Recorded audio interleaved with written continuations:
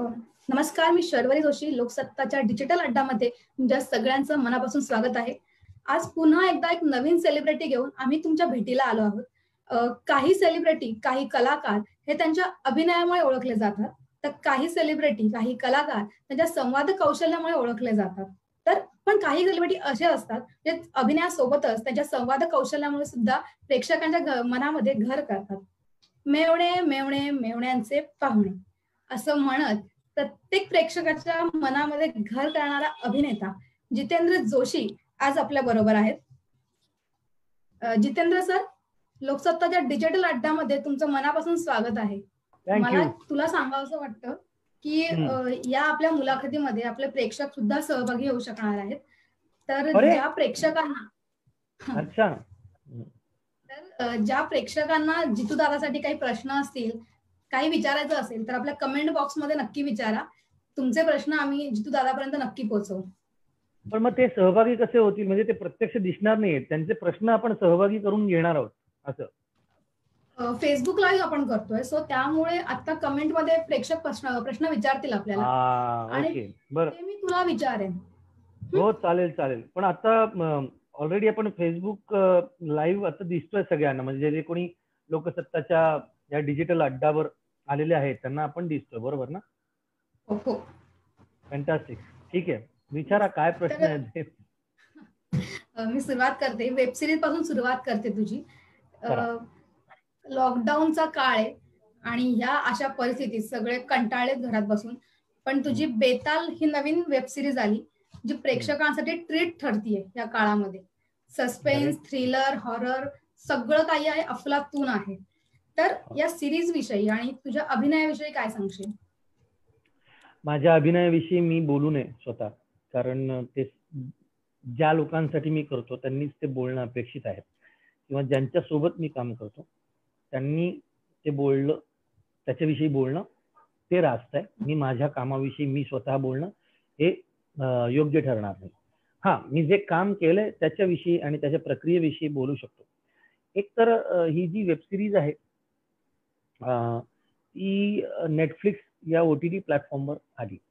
Netflix विषयी मला फारशी काही माहिती नव्हती आधी, जेव्हा मी सेक्रेड गेम्स केलं त्याच्या आधी. हे याचं किती मोठ्या प्रमाणावर म्हणजे ह्यांचा जो पसारा आहे, किंवा आपण म्हणू की यांच्या जो रीच आहे, यांचा जो जिथपर्यंत ही माणसं पोहोचू शकतात ते मला माहित नव्हतं. 190 देशांमध्ये तुम्ही दिसता लोकांना, 190 देशांपर्यंत तुमची कलाकृती पोहोचते आणि वाईस वर्सा. 190 देशांपैकी कोणाचीही कलाकृती आता या क्षणी मला घर बसल्या पाहता येऊ शकते. तर मी जेव्हा सेक्रेड गेम्स नावाची वेब सिरीज केली, ज्याच्यामध्ये काटेकर नावाची व्यक्तिरेखा मला मिळाली आणि मी ती केली आणि ती इतकी गाजली, त्याला खूप प्रेम मिळालं प्रेक्षकांचं आणि त्याच्याविषयी खूप विनोद तयार केले गेले, मीम्स ज्याला आपण म्हणतो, व्हायरल झाले ते. तर या सर्व सोशल मीडियावर ते सर्व दूर पसरले आणि मला कल्पना नव्हती की इतकं यश किंवा इतकी लोकप्रियता मला त्यातून मिळेल, परंतु ती मिळाली. आता त्या वेब सिरीज मध्ये मी पहिल्या सीझनला मरतो आणि त्यानंतर अनेक लोकांनी अरे तू का मेलास, म्हणजे जिवंत माणसाला मलाच भेटून मला म्हणायचं की तुम्ही का मेलात. फार विनोदी वाटायचं ते, पण हे प्रेम होतं त्यांचं. आणि मी वाट पाहत होतो की मला अशी एखादी अशी गोष्ट मिळायला हवी की त्या काटेकरवर जेवढं प्रेम केलं तेवढंच त्याच्या अत्यंत टोकाला जाऊन दुसरं काही मिळू शकते का, जे मला बेतालमध्ये मिळालं. मला खलनायक साकारण्याची संधी मिळाली. तिथे लोक विचार करायचे, म्हणायचे की अरे हा काटेकर इतक्या लवकर का मेला, आणि इथे असं म्हणतात पहिल्या दुसऱ्या एपिसोडला की हा मरणार कधी. हा मुधालवन नावाचा माणूस आहे, जो अत्यंत भीषण व्यक्ती आहे. ती अत्यंत कमी शिक्षण, शैक्षणिक पात्रता किंवा कुवत त्याची नसून, ते चांगले संस्कार त्याच्यावर झाले नसून, स्वतःची जी संपत्ती आहे मिळवलेली यानं त्या मार्गाने, स्वतःची जी पॉवर त्यांनी मिळवलेली आहे या सगळ्या सिस्टीम मध्ये राहून, ती कुठल्याही परिस्थितीत त्याला जाऊ द्यायची नाहीये हातून. निसटू द्यायची नाही, त्यासाठी काहीही करण्याची तयारी असलेला अत्यंत नीच प्रवृत्तीचा, अत्यंत म्हणजे अशी व्यक्ती आपल्या आयुष्यात आल्यास त्या व्यक्तीबरोबर अजिबात संबंध ठेवू नये अशी ती व्यक्ती आहे. आणि नेटफ्लिक्स सोबत पुन्हा काम करण्याची संधी, निखिल महाजन हा माझा अत्यंत जिवलग मित्र, त्याच्याबरोबर काम करण्याची संधी आणि रेड चिलीज बरोबर काम करण्याची संधी, आणि हे अशी भूमिका, त्यामुळे नाही म्हणण्याचं कुठलंही कारण नव्हतं आणि मी ते केलं खूप आनंदाने, खूप मजेने, आणि मी खुश आहे.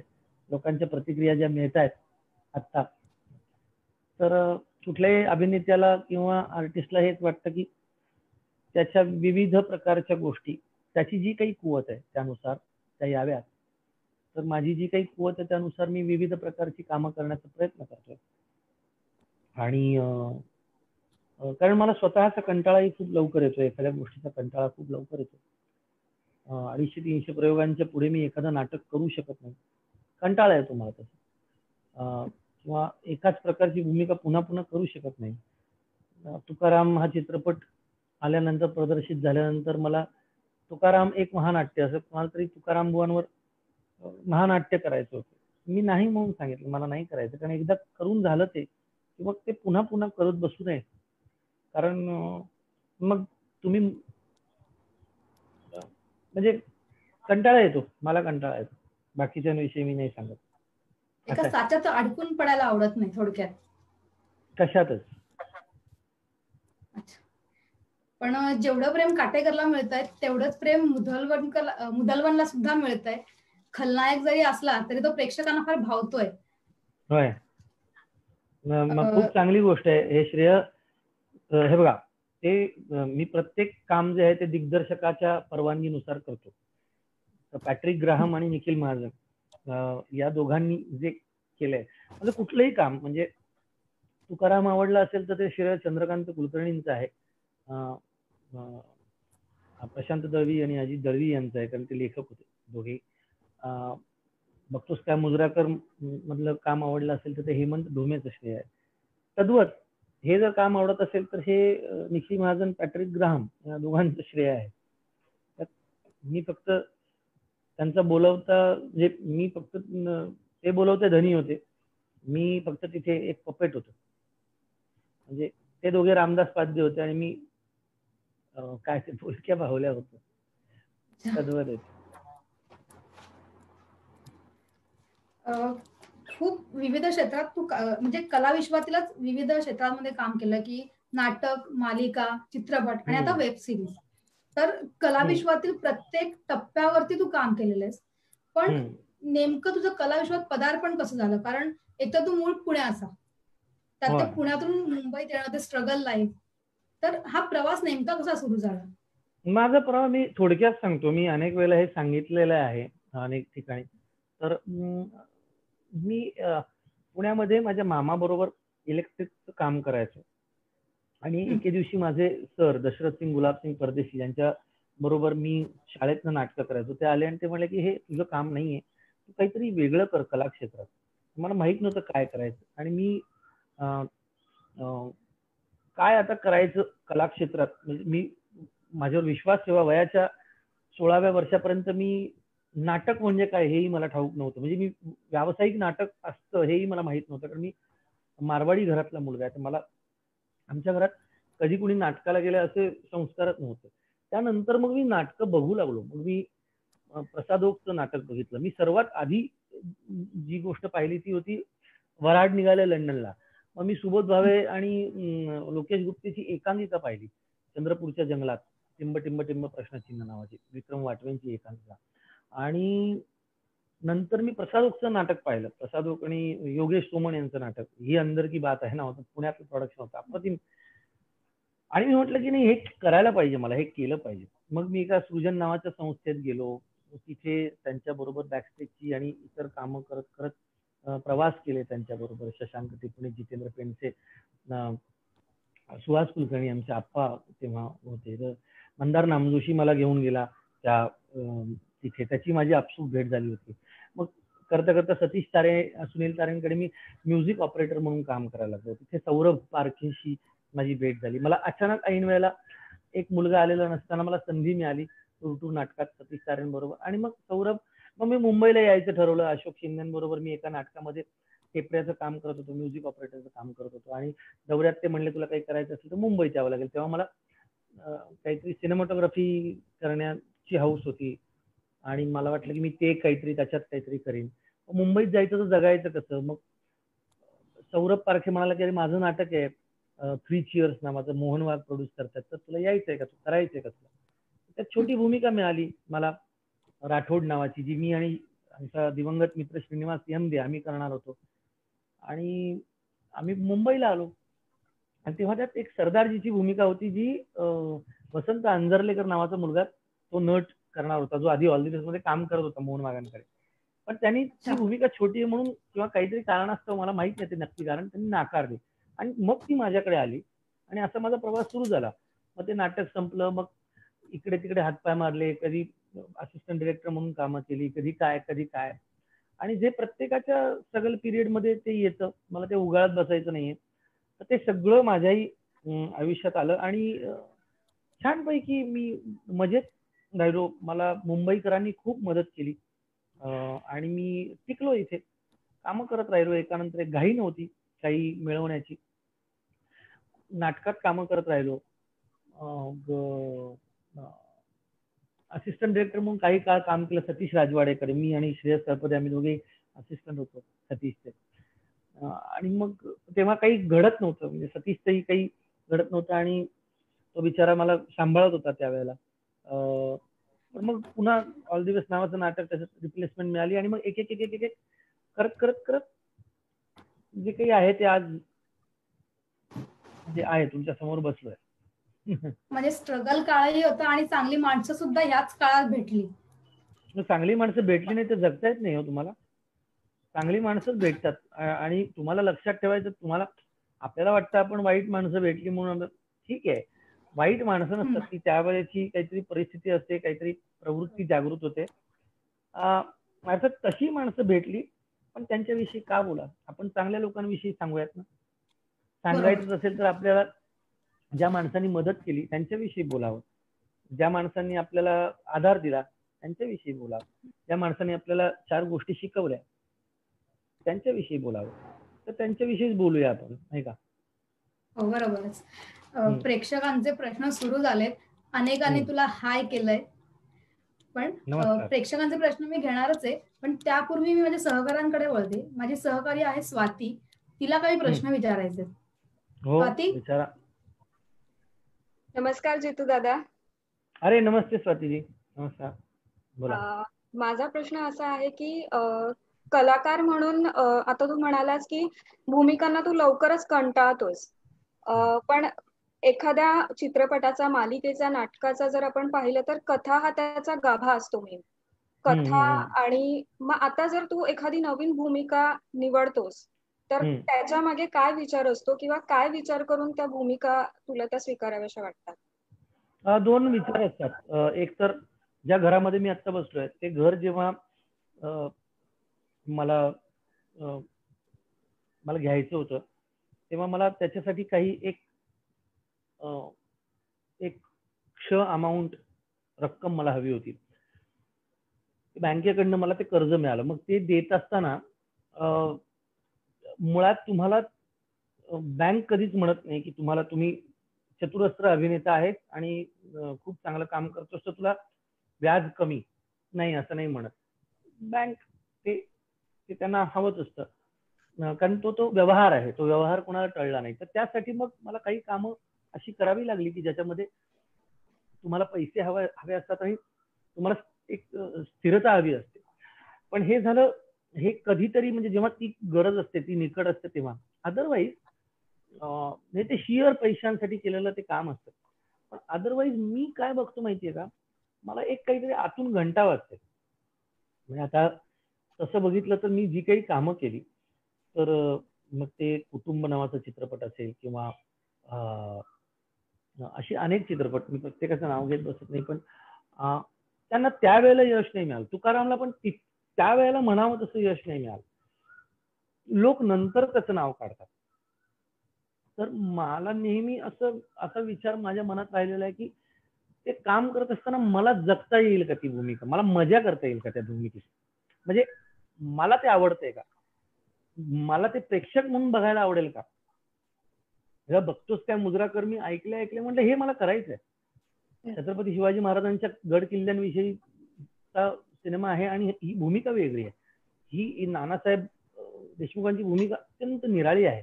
ते मला करायचंय. मला 2 स्पेशल सारखं नाटक मी ऐकल्यानंतर म्हटलं मला हे करायचंय, मला याच्यात काहीतरी मला असं वाटतं की हे काहीतरी मला आव्हानात्मक आव्हान देते.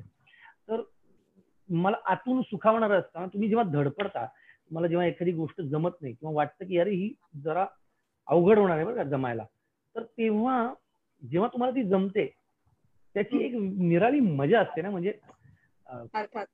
नाटकाच्या प्रयोगाच्या आधी तिसरी बेल वाजते तेव्हा असं वाटतं की बापरे आता दे माय धरणी खाय, मला आतमध्ये पोटात घे, जमीन दुभंगू दे. जेव्हा तुम्ही स्टेजवर जाता तुम्ही थरथरत असता आतून, तुम्ही दाखवत नाही, कधी कोणाला कळत नाही, पण जेव्हा तुम्हाला पहिला लाफ्टर किंवा पहिली टाळी येते किंवा एखादा सीन जेव्हा तुम्ही तुमच्या सहकलाकाराबरोबर करत असताना प्रेक्षक सुद्धा त्यामध्ये समरस होऊन तन्मयतेने ते सहभागी होतात, ते जे घडतं ना, ते जे याची देही याची डोळा, तो आनंदाचा जो सोहळा आहे ना आपल्या, तो नाही सांगता येत. म्हणजे त्यासाठी मी काम करतो. मला कधीतरी म्हणजे जेव्हा एखादा माणूस, मला आजच एक गृहस्थ होते, त्यांनी फोन केला तर तुम्ही मल्याळी सिनेमात का नाही दिसत हो, तुमच्यासारखा अभिनेता तिथे पाहिजे. तर मला असं वाटलं की मल्याळम सिनेमा खूपच कमालीचा सिनेमा आहे. एखाद्याने तसं म्हणणं आपल्याला की विविध प्रकारची कामं करण्याची कुवत असलेला हा अभिनेता आहे, अशी माझी जी ओळख मला निर्माण करायची आहे ती करण्याकडे जर माझी सुरुवात झाली असेल तर मी आनंदी आहे. आणि ते आतमधनं कळतं तुम्हाला, आतमधून आवाज येतो. हे तसंच आहे ना, म्हणजे ही मुलगी काय आवडली तुम्हाला तर तसं, किंवा हा मुलगा काय आवडला असं, ते आतमधनं आवाज येतो, टकटक होते दारावर आणि मग वाटतं की हा चला झेप घ्या. असं आहे. कधी मुलगी हो म्हणते, कधी नाही म्हणते, कधी लग्न जमतं, कधी नाही जमत, कधी फसतं, डिवोर्स काय जे काय ते तसंच भूमिकेचंही आहे. हो, म्हणजे कित्येक लोक असे असतात ना की डिवोर्स घेतल्यानंतर मग त्यांना नंतर लक्षात येतं की अरे उगाच घेतला आपण, खरं तर एकमेकांमध्ये छान होतो. तर तसंच काही चित्रपटांचं असतं. आधी लोक ते चालत नाही चित्रपट, पण नंतर प्रेक्षक म्हणतात अरे हे तो कमालच होतं, अरे आम्ही का नाही बुवा पाहिलं. असं असतं ते. पण ते म्हणजे फक्त लग्नामध्ये असं असतं की ते एक स्त्री आणि एक पुरुष आणि त्यांचं कुटुंब याच्यावर अवलंबून असतं. इथे मात्र ते प्रेक्षकांवर खूप अवलंबून असतं. कितीही चांगलं कितीही वाईट काही केलं तरी ते प्रेक्षकांनाच ते रुचलं पाहिजे, पटलं पाहिजे. आणि लग्न हा व्यवसाय नसतो, चित्रपट हा व्यवसाय आहे. नक्कीच. पुढच्या मी एका प्रेक्षकाचा प्रश्न विचारेन. कविता आणि जितू दादा ही 2 नावं एकमेकांपासून वेगळी नाही करता येणार. अरे तर कविता लिहायला किंवा ती सुरुवात कशी झाली कवितांची? काय माहिती, मी 10वीत होतो. मला लहानपणापासून हिंदी गाण्यांची प्रचंड आवड होती, आजही आहे. हिंदी चित्रपट संगीत. आमच्याकडे मराठी गाणी फारशी ऐकली जात नसत. ते शिवजयंतीला किंवा गणेशोत्सवात जी काही मराठी गाणी आपण ऐकायचो, पूर्वी ती प्रथा होती, आज मला माहित नाही सगळीकडे आहे की नाही. ती शिवजयंती असेल, 26 जानेवारी असेल, 15 ऑगस्ट असेल किंवा गणेशोत्सव असेल, तर लाऊडस्पीकरवर काही गाणी वाजायची, ती मला माहिती होती. परंतु गदिमा, गीत रामायण हे आमच्या घरी नव्हतं. आमच्या घरी शकील बदायुनीपासून ते साहेब लुधियानवी, आनंद बक्षी, शैलेंद्र, हसरत जयपुरी, योगेश, हे खूप ऐकलं जायचं. म्हणजे SD बर्मन, RD बर्मन, शंकर जयकिशन, हिंदी चित्रपट संगीत. त्याच्यामध्ये काव्य इतकं असं बसलेलं आहे ना, तर ते काव्य कधी झिरपलं मला माहित नाही लहानपणी. 10वीची परीक्षा होती तेव्हा 10वीच्या परीक्षेच्या पेपरमध्ये मी काहीतरी 4 ओळी लिहिल्या होत्या. तर आमचे सर म्हणले हे कुठनं लिहिलंस तू? म्हटलं या कथेविषयी मला असं वाटलं. कोणाच्या ओळी आहे त्या? म्हटलं सर मी लिहिल्या त्या ऐनवेळी. अरे वा म्हणाले, हे पुन्हा असं लिहू नकोस, 10वीच्या मुख्य परीक्षेत पण हे लिहित राहा असं म्हणाले. मग ते सुटलं कुठेतरी. कॉलेजमध्ये काहीतरी छुटपुट लिहितोच ना माणूस, थोडासा प्रेमात पडतो, त्याला वाटतं ही मुलगी आवडते म्हणजे आपल्याला हेच प्रेम आहे वगैरे वगैरे वाटू लागतं. आणि मग जगातली सगळी सुंदरता त्या मुलीत एकवटते आणि आपण रात्री अपरात्री उगाच ते हार्मोनल चेंजेस होतात, त्याला आपण शब्दरूप देतो, त्याला कविता म्हणतो. तर तसल्या कविता मी पण केल्या छुटपुट. पण मुंबईत आलो. मग मुंबईत आल्यानंतर एक मित्र भेटला, स्वप्नील नाचणे. तो म्हणाला की तू लिहायला हवंस. मी करायचो मी कविता, पण मी म्हणजे लग्न म्हणजे वाजंत्री, जेवायला जिलबी, खायला संत्री, अशा या छापाची कविता मी करायचो. पण स्वप्नील म्हणाला की तू लिही. तो म्युझिक डिरेक्टर होता, आता तो नाही आपल्यात. तर तो आणि शैलेंद्र बर्वे हे दोघे एकत्र काम करायचे. शैलू आजही काम करतो, उत्तम काम करतो. आम्ही एकत्र अनेक गाणी केलेली आहेत. तर त्यामुळे मग लिहायला सुरुवात झाली. मग प्रेमभंग झाला. मग आयुष्याच्या सगळ्या टक्क्या टोणप्यांवर ते सगळं हात पचवत रिचवत कविता हे एक माझ्या अभिव्यक्तीचं माध्यम वगैरे म्हटलं तर खूप जड वाटतं. नाही, मला असं वाटतं एक माझा भाग आहे. मला आवडतात कविता. मला ऐकायला, वाचायला, लिहायला आवडतात. मी प्रेशर घेत नाही कविता लिहिताना. मी खरं बोलतो कविता लिहिताना. पण तरी मी काही फार चांगला कवी असं माझं अजिबात मत नाहीये. हे प्रामाणिकपणे नमूद करतो. चांगले कवी म्हणजे वैभव जोशी, सौमित्र, संदीप खरे, दासू वैद्य, गुरु ठाकूर, हे चांगले कवी. मी आपल्या मला आणखी 2-3 आवाज कसे येतात तुमच्या बरोबर, मला 2-3 आवाज येतात, काय माहिती का. असं. तर स्वातीप्रमाणेच माझे दुसरे सहकारी आहेत पवन देशपांडे, त्यांना सुद्धा काही प्रश्न विचारायचे, तर आपण त्यांच्याकडे बोलूया. पवन सर. नमस्कार जितू. नमस्ते.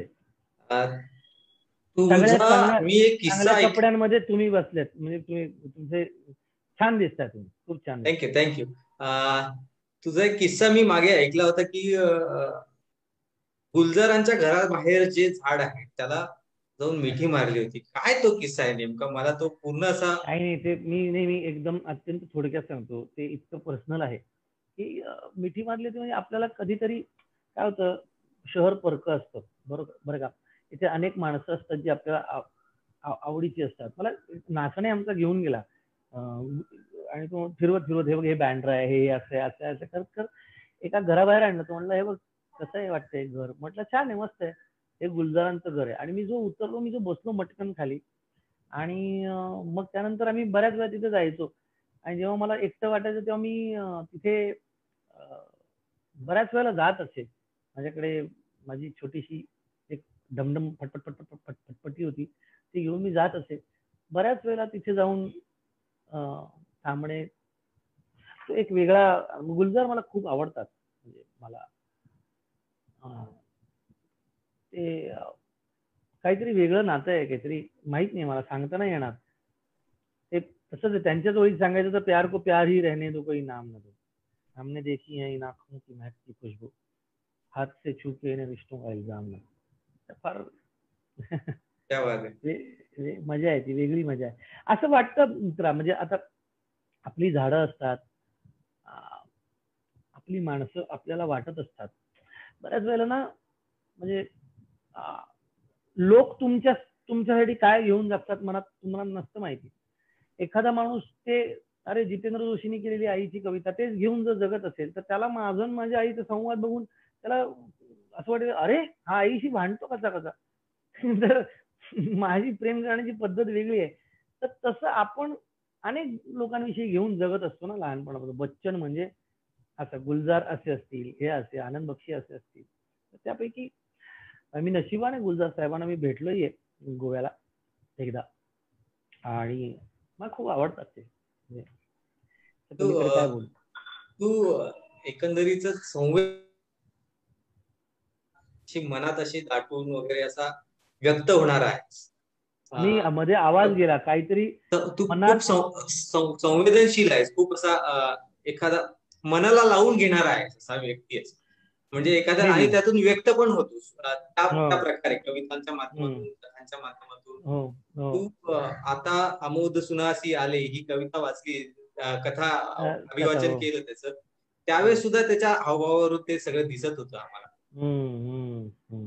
तू या कविता लिहिताना आत्ताची जी परिस्थिती आहे, आत्ताच्या सगळ्यांची जी संकट काळ आलेला आहे देशावर वगैरे, ह्याच्याकडे संवेदनशीलरित्या बघणं हे तुझ्यासारख्या व्यक्तीला कसं, काय सुचलं का? एखाद्या संकट काळात कसं समोर जावं याच्या संदर्भातल्या काही कविता वगैरे तुझी काही आहे का? मी कविता नाही लिहिली काही त्याच्यावर, काय लिहायचं मित्रा त्याच्यावर. म्हणजे आता मला असं वाटतं की मी कवितेतनं नाही व्यक्त होत. मी फक्त इतकं सांगतो की आता मी एक तर घरात बसणारा माणूस नाहीये मुळात, पण मला बोर होतंय. अरे बोर व्हायला काय, घरात बसून, घर तर आहे बोर व्हायला. आजच्या पुढे बिहारमध्ये माणसं बिहारमध्ये पोहोचली की कशी काय, जे काय ट्रेननी पोहोचली, कशाने पोहोचली, तिथनं पुढे त्यांच्या घरी जायला त्यांना काही सोयच नाही. म्हणजे त्या स्टेशन, बिहारच्या मुख्य स्टेशनवरनं पुढे, आजच मी मुलाखत बघत होतो नितीश कुमार काय म्हणतायत आणि त्या गोष्टी. किंवा ती कोणीतरी एक बाई होती, आजी म्हातारी, तिचा व्हिडिओ आला, त्या बाईला काहीतरी मुलांनी मारलं, दिल्लीवरनं ती आली होती, मग लॉकडाऊन मुलांनी मारलं म्हणून ती चालत चालत आली आणि ती बँड्रा स्टेशनवर बसली होती आणि ट्रेन कधी जाईल माहित नाही, खिशात एकही दमडा नाही, काही नाही.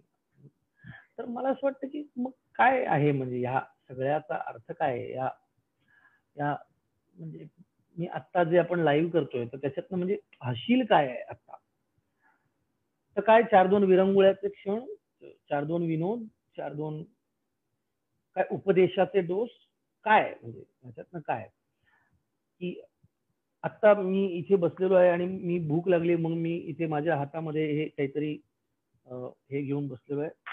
इथे माझ्या बाजूला एक पाण्याची बाटली पडलेली आहे, इथे कलिंगड आहे, मी तुमच्याशी बोलायचं व्यायाम करून आलो, खाली थोडंसं चालून आलो, मला भाज्या घ्यायच्या होत्या, माझ्या तिथे कुत्र्यांना खायला द्यायचं होतं, माझ्या आसपासचे जे कुत्री आहेत त्यांच्यासाठी मी खाणं आहे, कावळ्यांना, कुत्र्यांना एकच फूड चालतं, ते माझ्या लक्षात आलं अचानक. सगळेच भुकेलेले आहेत, कुठपर्यंत पोहोचू शकतो तो सोनू सूद लोकांना घरी पोहोचवतो आहे. सोनू सूद जर घरी पोहोचवतोय तर मग बाकी काय, कुठे कमी पडतोय आपण, कसं, म्हणजे काय, का बरं असं का घड, मला माहित नाही. मी खरंच खूप लहान माणूस, म्हणजे मला कळत नाही की एक कुठली रचना आहे, काहीतरी रचना आहे ना, म्हणजे आपण काय म्हणतो त्याला, हे ठरवलेलं ना, हा वॉर्ड आहे, हा विभाग आहे, हे शहर आहे, हे इथून इथे गाडी जाईल, इथून इथे असं हे जाईल, पोलीस आजारी पडतात, सगळे आजारी पडतात. तर आता ह्यामध्ये काय करायचं, बोंबाबोंब करायची, राजकारण करायचं, काय करायचं, नावं ठेवायची. मला असं वाटतं की ते ज्याचं काम ज्याला आहे त्याला करू द्यायचं. तुम्हाला जर करता येत असेल तर मदत करा, ती मदत आधी स्वतःला करा.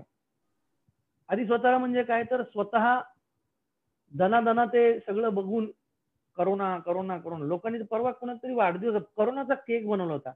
काय माणसं कशातही विरंगुळा शोधतात, माणसं कुठल्याही म्हणजे दर्जाहीन होऊ शकतात, खूप दर्जेदार होऊ शकतात, बरंच काय काय बदलतंय आयुष्य, माझं तरी बदलतंय आतून, असं वर खाली होतंय. मुंबई काय, नेमकं मी काय मिळवतोय, मी कुठे आहे आता काल ते चक्रीवादळ आलं, त्या चक्रीवादळात काय कुठे कुठे श्रीवर्धनला झाला त्रास आणि कसं काय, आणि एक झाड उन्मळून पडलं तर लोक ओरडताय वगैरे. काय वाटतंय तुम्हाला, झाड उन्मळून पडत असताना काय वाटतंय? हत्तीणीच्या तोंडात तो स्फोटक भरलेला एक अननस देताना काय नेमकं काय वाटतं? एखादं कुत्रं असं घेऊन त्या कुत्र्याला असं उचलून असं भिरकावून लावताना हे काय आहे आत माणसाच्या? मग हे काय आहे की कोणीतरी घरी जात आहे आणि कोणीतरी त्याला जेवण देते, काहीतरी आणून देते, हे घे बाबा खा ना. माझा मित्र आहे विजय मौर्या, त्यांनी तो गली बॉयचा रायटर आहे. त्यांनी मला काल आम्ही रात्री बोलत होतो, तर तो मला म्हणला परवा रात्री त्याला फोन आला त्याच्या बहिणीचा की अरे असं असं तिची कोणतरी स्टुडंट आहे, तर ती काहीतरी 2 दिवस झाले ते लोक अडकले, तर त्यांना जेवण नाही. हा जसा होता तसा उठला आणि घरात जे काही होतं त्यांनी खाऊ हे ते सगळं घेतलं.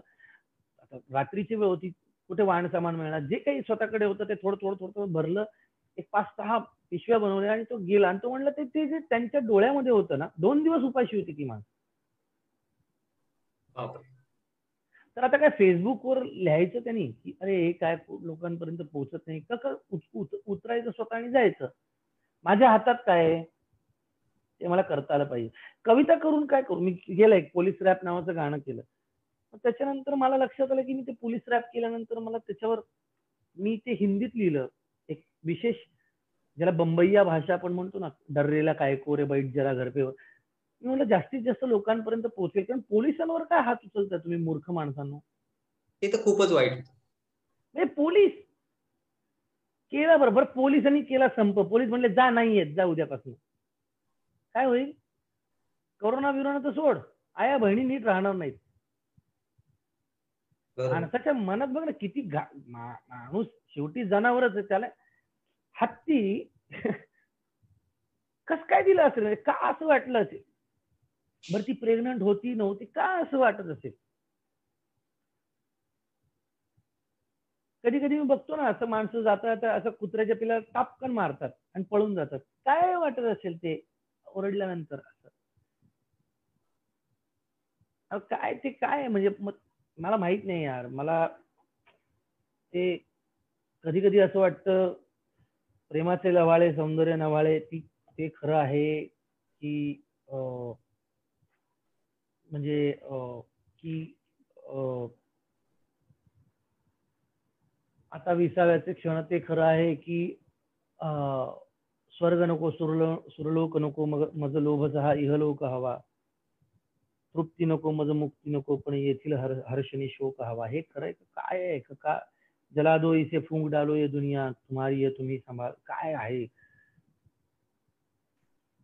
रिश्ता दिल से दिल के एतबार का, जिंदा है हमी से नाम प्यार का, के मर के भी किसी को याद आएंगे, किसी की आंसुओं में मुस्कुराएंगे, कहेगा फूल हर कली से बार बार, जीना इसी का नाम है. म्हणजे मला आता क्वेश्चन मार्क लावा असं वाटतं त्या गाण्याच्या पुढे. आताच्या स्थिती समोरच असे आपल्या समोर अनेक question mark. I don't know. मला काय वाटतं की आज आपले मुख्यमंत्री उद्धवजी ठाकरे आज जे काम करते आणि त्यांचं प्रशासन जे काय काम करतात, टीका करणं खूप सोपं आहे. म्हणजे किती महिने झाले हो त्यांना मुख्यमंत्री होऊन? मी काही शिवसैनिक नाही, मी कुठल्याही पक्षाचा नाही, मी कोणीच नाही बरं का, हे प्रामाणिकपणे सांगतो. पण ते तसं आहे ना की एखादी लग्न होऊन घरात जेव्हा सून येते तर ती एक महिन्याभराच्या आत लोकांना वाटतं की तिने प्रत्येकाचा स्वभाव ओळखावा आणि प्रत्येकाला अरे हे कसं काय नाही कळलं आतापर्यंत, आणि अजून कसं समजत नाही तुला, हे कसं काय लागतं, ह्यांना काय लागतं, घर आणि परिसर आणि नातेवाईक सगळे पटकन समजून घ्यावे. असं कसं होईल? वेळ लागेल ना. आता हे करोना, कोणीही आता त्या खुर्चीवर बसलेलं असताना त्यांनी डोक्याला हात लावला असता की बापरे हे काय संकट आलं, किती मोठं हे काय आहे. बरं कधी कोणी म्हणते की अरे फार मोठं नाही, कधी कोणी म्हणते, पण आपण त्या हेल्थ सेक्टरकडे कोणीच म्हणजे आता जे सरकारमध्ये आहे त्याच्या आधी जे सरकारमध्ये होते, भाजपा असेल काँग्रेस असेल, जे कोणी असतील नसतील आधीपासून, कुठे लक्ष दिले किंवा काय आता काय मिळालंय त्यांना त्या माणसांना आजपर्यंत? मला 2-3 माणसं मला माहिती आहेत की ज्यांना दिवसभर त्रास झाला तर ते हे ठेवलं नाही, म्हणजे हॉस्पिटल मिळालं नाही किंवा खूप उशीर लागला मिळायला. तर आणि ऍट द सेम टाइम बरं करोना आणि याची भीती, डॉक्टर नर्सेस सगळी माणसं काम करतातच, त्यांचं काम करतात. मग ही कुठली एक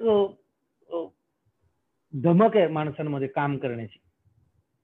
म्हणजे कळलं का, एकीकडे ते असं खोलात जायला होतंय, गर्तेत जायला होतंय दुःखाच्या, एकीकडे ते मन उभारी पण घेत आहे काहीतरी. तर ते शेवटी मला माझं मन निरोगी आणि उत्तम ठेवावं लागेल आणि मला शक्यतोवर मी ज्यांना भेटतोय, मग ती माझ्या घरातली माणसं असतील किंवा आणखी कोणी जे मला फोन करतात बोलतात, मला त्यांना जर देता येत असेल तर उभारी द्यावी आणि चांगलं बोलावं, चांगलं सांगावं. इतक्या पिढ्या मला माहित नाही माझा खापर पणजोबा कोण असेल, मला माहित नाही, फोटोही नाही, मला नावही माहित नाही. ओके, मला आजोबापर्यंत माहिती आहे माझ्या दोन्ही. एक पणजोबा माहिती मला, खापर पणजोबा मला माहित नाही, खापर आजी मला माहित नाही. जगतोय ना मी, बरोबर आहे. एका पिढीनंतर दुसऱ्या पिढीकडे काय काय काय काय दिलंय ना. फक्त एक आहे की झाड जे आहे ना, जे झाड मी माझ्या पुण्याच्या जिथे जन्माला आलो मी, तिथे MG रोडवर कॅम्प लष्कर एरियामध्ये अशी झाडं आहेत की जी मी पण पाहिली, माझ्या बापाने पाहिली, माझ्या आज्याने पाहिली, माझ्या पणजोबांनी पण पाहिली. खापर पणजोबांनी कदाचित ते लावलं असेल, मला माहित नाही, माझ्या किंवा आणखी कुठल्या तरी तुमच्या खापर पणजोबांनी लावलं. त्याचं तेवढं वय, एक झाड कापताना आपण 4 पिढ्या एकत्र कापतो. एक वड कापताना 4-5 पिढ्या एकत्र मारतो आपण. अशी गंमत आहे. गलतीकडे गेलो का मी? सॉरी. नाही, खरं परिस्थिती अशी आहे की अनेकदा आपल्याला भरून यायला होतं, अनेकदा उभारी देण्याची आपल्याला हे होते, इच्छा होते. माझ्या खाली कुत्रा आहे ना, कुत्रा, मी त्याच्याकडे गेलो ना, त्याच्याकडे बघितलं ना जरी, तरी तो असा खुश होतो. म्हणजे कॉलनीत ना, कधी कधी खायला पण नको असतं त्याला, ते फक्त म्हणतं की शेपटी आलून की एकदा फक्त असं कर. माणसंच दिसत नाहीत ना कुठे. गाय बरं चांगलंही दिसतंय यार, पक्षी मॉर्निंग वॉक करतात वगैरे, छान दिसतं काहीतरी. असो, परिस्थिती आता बदलते, थोडी आपणही अपेक्षा करूया की बॅक टू नॉर्मल आपण लवकरच येऊ. सगळं बॅक टू, ज्याला आपण नॉर्मल म्हणतोय ते नॉर्मल आहे का एकदा आपण शर्वरी, आता तुझ्याकडे. जितू दादा, मगाशी मी तुला म्हणाले की आपले प्रेक्षक आता प्रश्न विचारू लागलेत, तर काही प्रेक्षकांचे प्रश्न आलेत. त्यात आपण मगाशी म्हणालो की बेतालमध्ये तुझा अभिनय सगळ्यांना भावतोय, तर एकाने कमेंट केली आहे, सिद्धेश अंकोलेकर नाव आहे आपल्या प्रेक्षकांचं. ते म्हणतायत की बेतालमध्ये खूप दमदार अभिनय केलाय, त्यामुळे या सिरीज, पुढच्या सिरीजची उत्सुकता वाढली आहे आमची. तर पुढचा भाग येणार का, आणि जितू दादा पुन्हा एकदा त्याच रूपात आम्हाला दिसणार का? बेतालचं ते म्हणतात पुढचा सीझन येईल का, असं त्यांचा प्रश्न असावा. आता पुढचा सीझन येईल की नाही त्याची मला काही कल्पना नाही, त्यात मी असेल की नाही याची मला कल्पना नाही.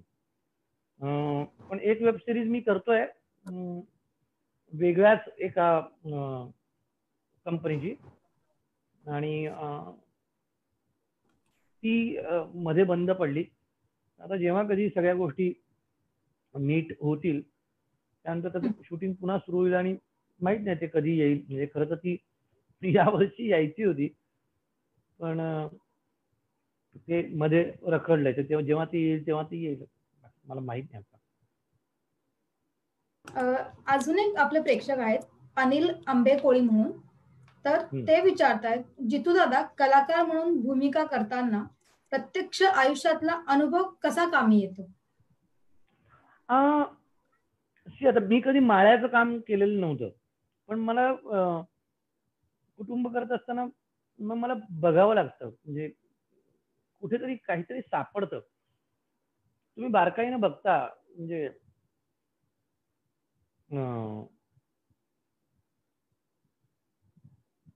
एक अरुण म्हात्रेंची ओळ आहे की जीर्ण या पत्रातून मी चाळतो मजला असे, ती जशी हलक्या हाताने भाकरी परतायची. तर ते तो हलका हात म्हणजे काय, ते कवितेत काय किंवा कुठे ते उपयोगी पडतं. म्हणजे आता मला जर चोराचा रोल मिळाला तर मी चोरी केलेली नसते, पण मी उचल्या जर वाचलेलं असेल तर मला त्याचा फायदा होतो, किंवा मी कसं सांगू, मी ते बघण्यात नाही येतं आपल्या किंवा इतरांच्या. दिग्दर्शक असतो सांगायला, गोष्टी असतात. आता तुकारामांची भूमिका करत असताना मी फार फार तर काय करू शकतो, सकाळी 4 वाजता उठू शकतो, मी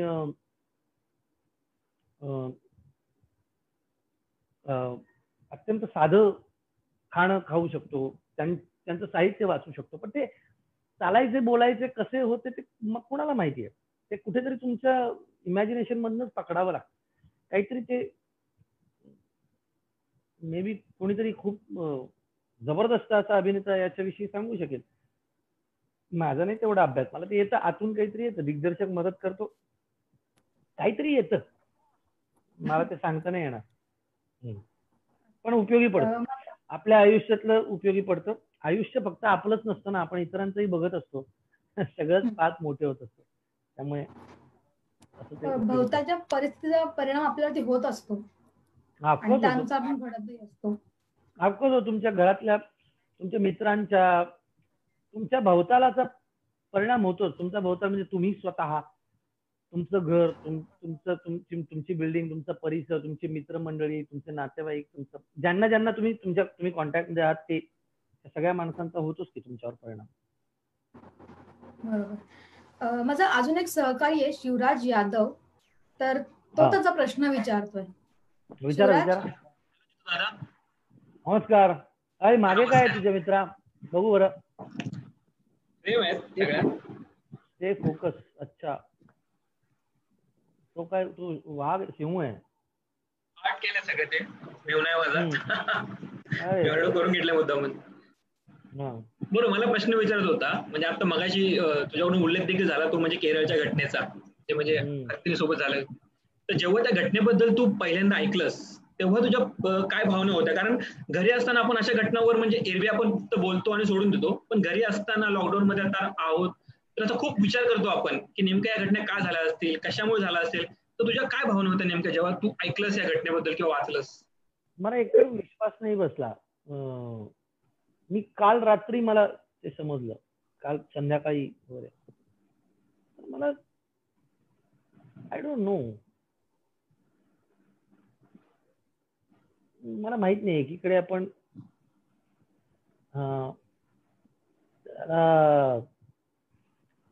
काय मित्र, आता सर्कस मध्ये जो हत्ती काहीतरी करतो त्याला बांधून ठेवलं जातं आणि मग लहानपणी आपण पण बसलोच आहे ना हत्तीवर. त्याचा जनावरांचा आपण नेहमीच वापर करून घेत आलो, म्हणजे एकतर आपल्या जिभेसाठी कापून त्यांना खाऊन, किंवा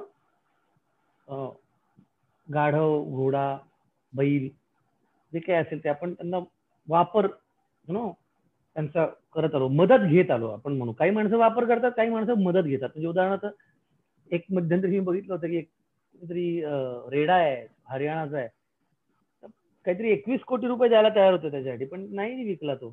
त्याच्या मुलाप्रमाणे सांभाळतो तो माणूस त्या रेड्याला. किंवा अनेक आपल्याकडे शेतकरी असे आहेत जे बैलांना मुलाप्रमाणे जीव लावतात बरं का. असं कोणीतरी, मला माहित नाही यार, म्हणजे मला, मी सांगू नाही शकत मला काय आतमध्ये बघून झालं आणि होतंय, आणि त्याचा काहीतरी एक परिणाम होऊन जातो तुमच्या मनावर. मी नाही लिहिली एवढी 100% साक्षरता आहे अशा ठिकाणी होणं खूप धक्कादायक होतं का? नाही अरे मित्रा, हे ते उलट मी जाऊ का, साक्षरता आणि निरक्षरता याला काय नाही. म्हणजे 100% साक्षरता म्हणजे ती शाळेतली तुम्ही शिकून आलेली साक्षरता आहे. बहिणाबाई कुठल्या शाळेत गेल्या? नाही गेल्या ना.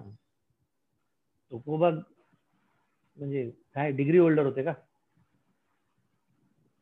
वृक्षवल्ली आम्हा सोयरी वनचरी लिहिणारा माणूस कोण होता? म्हणजे काय होतं ते? आयुष्यातनं आलेलं शिक्षण होतं, घरातल्यांनी दिलेलं शिक्षण होतं, ते आपसुक आतून आलेली संवेदनशीलता होती ती काय माहिती. आणि म्हणजे हे मूर्खपणाचं पण नाहीये. म्हणजे एखादं मूल एखाद्या कुत्र्याला घाबरून काहीतरी करतं ना, ते मूर्ख. बरं, असे असंही नाही की ती एकदम मुळात माहितीये ना, आपण म्हणतो की अरे मुलुंडमध्ये वाघ आला होता. वाघ नाही आला, तुम्ही वाघापर्यंत तुमचं मुलुंड नेलं. मी पवईमध्ये राहतो. मी मध्यंतरी काहीतरी म्हणजे अर्नाळकरांच्या कादंबरीमध्ये पवईच्या जंगलात मृतदेह फेकून दिला किंवा काय असे उल्लेख होते. जंगल होतं हे.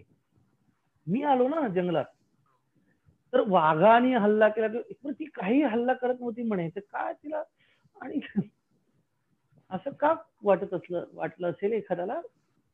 आणि मग ते फिरून येतं तुमच्यापर्यंत. ते जाणार. तो जलीकट्टू नावाचा सिनेमा पाहिला का मल्याळम? पाहिला नसेल तर पहा. त्याच्यामध्ये जे ना की माणसाचं खरं रूप काय आहे.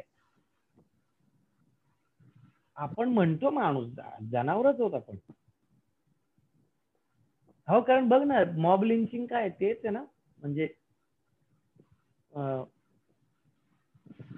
काय माहिती, म्हणजे तो मग आपण म्हणतो अरे नाही, ते हिंदूंनी त्याला मारलं किंवा मुसलमानांनी मारलं किंवा हे केलं किंवा ते केलं. माणसाकडे खूप पर्याय आहेत, त्याला शोधतो पण खूप फाटे माणूस. त्याला हे नाही वाटत की परवा आमच्या इकडे काहीतरी झाडं कापली जात होती. मी गेलो, म्हणतो कापताय का? ते नाही म्हणजे ते पावसाळी वातावरण सुरू होणार, तर नको असलेल्या फांद्या कापतोय. तर कापत होती माणसं काहीतरी. म्हणलं पण एवढ्या मोठ्या मोठ्या कापतायत. त्या बाई होत्या तिकडे, ताई. त्या म्हणल्या आम्हाला पण काहीतरी कळत असेलच की नाही. म्हणलं नाही, बरोबर आहे, पण आम्हाला पण काहीतरी वाटत असेलच की नाही. मग दुसऱ्या दिवशी मी जाऊन तिथून बघितलं तर त्या आमच्या आसपासच्या एरियामध्ये मोठे मोठे ओंडके होते, घेऊन गेले. बाकीचा सगळा कचरा ठेवून गेले तिथे. गंमत आहे ती, काहीतरी येड झालाय माणूस. दुसऱ्या दिवस तुला विचारत होतं, त्यामुळे लॉकडाऊन मुळे सगळ्यात मोठ्या समस्या आहेत इतर लोकांसमोर, म्हणजे नोकऱ्यांच्या. पण तुमच्या समोर एक खूप मोठी समस्या आहे, ते म्हणजे लॉकडाऊन जेव्हा संपेल तेव्हा तुमचा जो प्रेक्षक आहे, जो थिएटर पर्यंत यायचा, नाटक बघायला यायचा, त्याच्या खिशामध्ये पैसा नसेल, तर त्या लोकांना पुन्हा थिएटर पर्यंत आणण्यासाठी किंवा नाटक बघण्यासाठी यावेत, यासाठी काय करता येईल, किंवा त्यावर तुमचं काही बोलणं झालं कलाकारांचं, काही उपाय सुचले तुम्हाला? मित्रा, मला नाही माहिती. म्हणजे तर आम्ही कलाकारांनी मिळून मध्यंतरी मी, सुबोध, रत्नकांत जगताप, आम्ही सुशांत शेलार, आम्ही एकत्र येऊन प्रसाद कांबळी, आम्ही काहीतरी कोल्हापूर आणि कोकणात जेव्हा सांगलीत पूर आला होता तेव्हा आम्ही काही गोष्टी गोळा केल्या आणि आवाहन केलं आणि तिथे पोहोचवल्या. पुण्यातले आपले मित्र आहेत प्रवीण तरडे आणि विनोद सातव, पिट्या परदेशी. पिट्याचं काय नाव आहे, नावच लक्षात आलं, पिट्याच म्हणतो आम्ही. तर आम्ही या सगळ्यांनी मिळून तेव्हा काहीतरी सुरू करूयात म्हणून सुरू केलं होतं. विजू माने आहे ठाण्याचा, त्याच्यानंतर शादी आहे, उदय सबनीस आहे, मंगेश देसाई आहे त्याच्यामध्ये, कुशल बद्रिके आहे. तर ती एक अशी टीम आहे की ज्या टीम मध्ये माणसं डिस्कस करतात. तर आत्ताही जेव्हा लॉकडाऊन सुरू झाला तर सगळ्यांनी मिळून आपापल्या परीनं जे काही होईल ते पैसे जमा केले आणि बॅकस्टेज वाल्यांसाठी इथे मुंबईमध्ये महिना दीड महिना पुरेल एवढं साहित्य आणि काही तुटपुंजे पैसे तर ते देऊ केले. आता काय ना, इथून पुढे काय होईल ते माहित नाहीये. मी आधी असं वाटलं होतं एकतर हा करोना नावाची गोष्ट ही अशी येईल, धडकेल आपल्याला, हेच माहित नव्हतं. आणि ही अशी राहील, म्हणजे अशी आव असून बघत राहील आपल्याकडे, हेही नव्हतं वाटलं. आता मला प्रामाणिकपणे विचारशील मित्रा तर नो डाऊट की माणसाला आज अन्न, वस्त्र, निवारा आणि मनोरंजन ही चौथी गरज झालेली आहे. परंतु आता या सगळ्या लॉकडाऊनच्या पिरियडमध्ये मलाच स्वतःला असं वाटायला लागले की असं काय लागतं आपल्याला जगायला. आपण का उगाच एवढे म्हणजे बाहेर पळत होतो, आत का नव्हतो येत. आता लोकांना जिथे 2 वेळच्या खायची भ्रांत आहे, ज्या लोकांना म्हणजे, किंवा आज माझ्यासारखा माणूस सुद्धा, मला जर काही एखादी गोष्ट नवीन घ्यायची असेल तर मी घेताना 10 वेळा विचार करेल. आला का लक्षात? कारण मला माहिती नाही माझं काम कधी सुरू होईल. म्हणजे एखाद्याचं संकट, प्रश्न छोटा असतो, कधी मोठा असतो. जसं मला मी गेले 2 महिने आणि हा 3रा महिना माझ्या घरी कामाला येणाऱ्या 3 बायका ज्या होत्या, कोणी धुणं भांडं करायला येत होती, एक ताई आमची, एक स्वयंपाक करायला, एक बाकीचं घर आणि माझ्या मुलीसाठी यायची, की जी मुलगी लहान असताना यायची, पण आम्ही तिला नंतर काढलीच नाही. म्हणजे येत राहतं, काय इतक्या वर्षांचा घरोबा झालाय तर कसं काय काढायचं. तर मी आता त्यांना सांभाळण्याचा विचार करतोय, पण मला माहित नाही मी आणखी किती दिवस मी ते करीन. जोपर्यंत माझ्या हातात आहे तोपर्यंत मी नक्की करेन. अशा परिस्थितीमध्ये जर मला कोणी म्हटलं की अरे एक असा सिनेमा येतोय, मला तो सिनेमा बघायचा आहे आतून मनातून, मला माहित नाही ना, मला जोपर्यंत त्याची शाश्वती मिळत नाही, आरोग्याची वॅक्सिन येत नाही, ह्या सगळ्या त्याच्यानंतरच्या गोष्टी. आता मी कुठे विचार करू की त्या प्रेक्षकाला मला ओढून आणायचं आहे थिएटर पर्यंत. मी उलट हा विचार करतोय की आपण इतके इंटरडिपेंडंट आहोत ना एकमेकांवर, की जसं सिनेमाच नाही बनला तर समीक्षक काय लिहिणार आणि कलाकार काय खाणार आणि लाईट बॉय काय खाणार, त्याप्रमाणे माझ्या घरी वर्तमानपत्र द्यायला येणारा माणूस तो कसं काय ते मिळवणं, जर लोकसत्ता किंवा मटा किंवा जे काही वर्तमानपत्र आहे ते छापलेच गेले नाहीत. आणि जो वार्ताहर आहे, जो ज्याला काहीतरी मिळतंय, काही खबरी असतात, त्यांना काहीतरी, जे कोणी आहेत, जाहिरातदार आहेत, जाहिरातदारच नसतील तर तुम्ही पेपर छापायचं बंद कराल का? नाही, बंद नाही करणार. पण जोपर्यंत जर समजा जाहिरातदार नाहीये तरी तुम्ही पेपर छापता एका पॉईंट नंतर पैसे संपतील ना, कधीतरी तर ते थांबा. तर ती वेळ येऊ नये यासाठी आपण सगळे मिळून काय करू शकतो, कारण आपण इतकी इंटरडिपेंडंट आहोत ना एकमेकांवर. अलग लक्षात, म्हणजे आपल्याला नेहमी असं वाटतं की हे काय कोकणातली झाडं कापली तर आपल्या बापाचं काय जातं, वारा तिथनं येतो ना, ऑक्सिजन तुला तिथनं मिळतोय ना. अलग लक्षात, आपण इतके इंटरडिपेंडंट आहोत. आपण मारे म्हणतो की अरे नाही हे काय आम्हाला काय फरक पडतो, कोकणातला पुरता, अरे आंबा तिथलाच खातोस ना तू. तसं आहे ना, एखाद्या माणसाने जर शेती नाही केली तर माझ्यापर्यंत माझं अन्न येणार नाही, मी माझ्या पोरीचं पोट भरू शकणार नाही. तर आता मी कुठे विचार करू की तो शेतकरी तो आधी कधी माझं नाटक बघायला येईल. अरे बाबा नाही, आधी आयुष्य सुरळीत होऊ दे. आज माझी उपजीविका याच व्यवसायावर अवलंबून आहे, नो डाऊट. पण माझा प्रेक्षक यावा म्हणून हे लवकरात लवकर नीट होऊ दे का? नाही. प्रत्येक माणूस, प्रत्येक घर, त्याचा प्रत्येक शेजार, आसपास त्याचे प्राणी, पाळीव प्राणी, त्याचा परिवार, मुलं बाळ, वडील, आजी, आजोबा, सगळे हे पुन्हा एकदा त्यांना निरोगी होऊ देत, त्यांना निर्भीड होऊ देत, त्यांना भीती नको.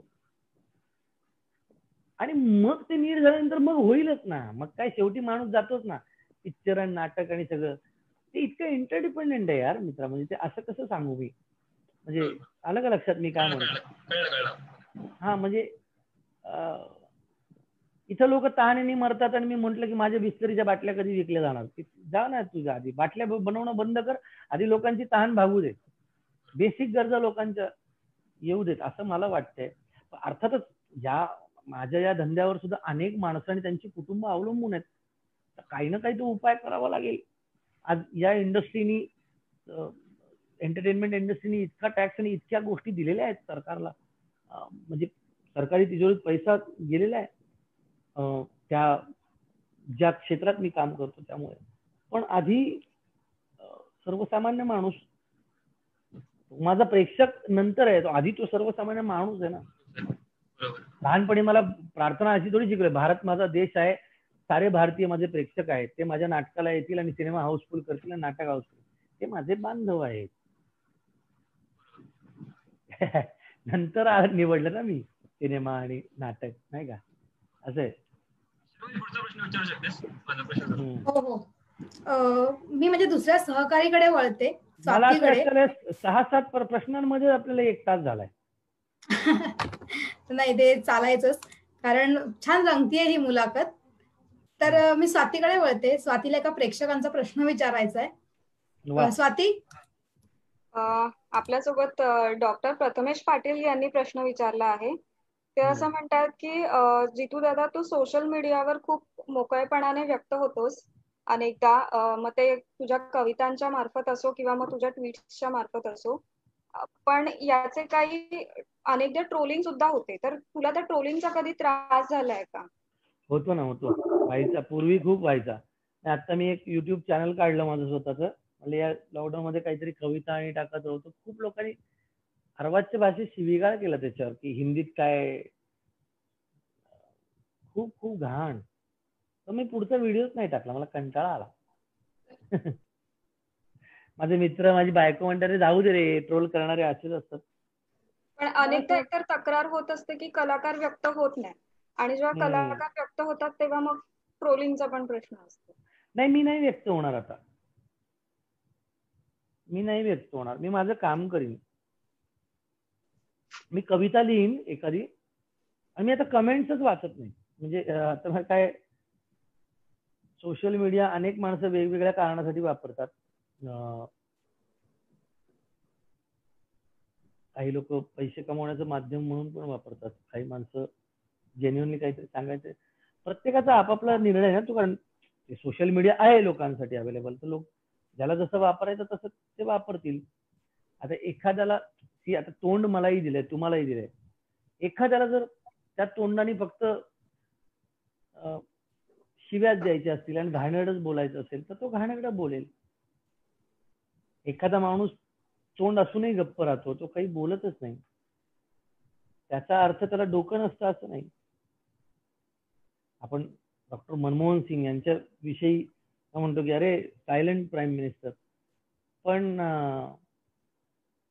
ती व्यक्ती किती हुशार आहे याकडे आपण फॉरगेट अबाउट इट. मी ना काँग्रेसचा आहे, मी कोणाचाच नाही, फक्त माझ्या मुलीचा आहे आणि माझ्या परिवाराचा आहे, पण आणि मित्रांचा. पण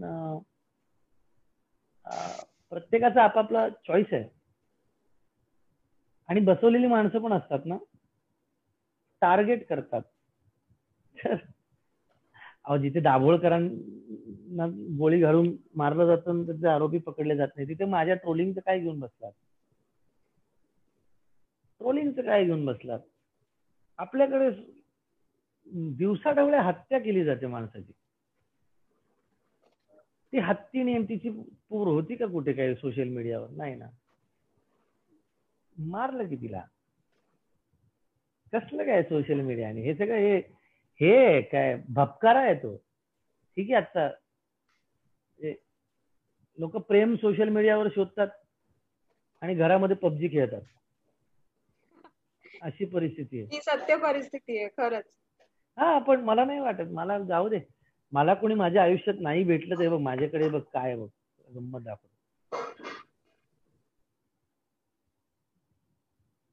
आदिमाया. कवितांच्या गावा जावे. ओके, आठवणीतल्या कविता. बस झालं ना, काय पाहिजे आणखी? आपण आपलं काम करायचं, कुठे यांच्या नादी लागायचं. ट्रोलिंग म्हणे, हट समोर तर या. Back to Sharvari. मी पुन्हा एकदा माझ्या सहकाऱ्यांकडे वळते, पवन देशपांडे यांच्याकडे. पवन सर, तुमचा प्रश्न.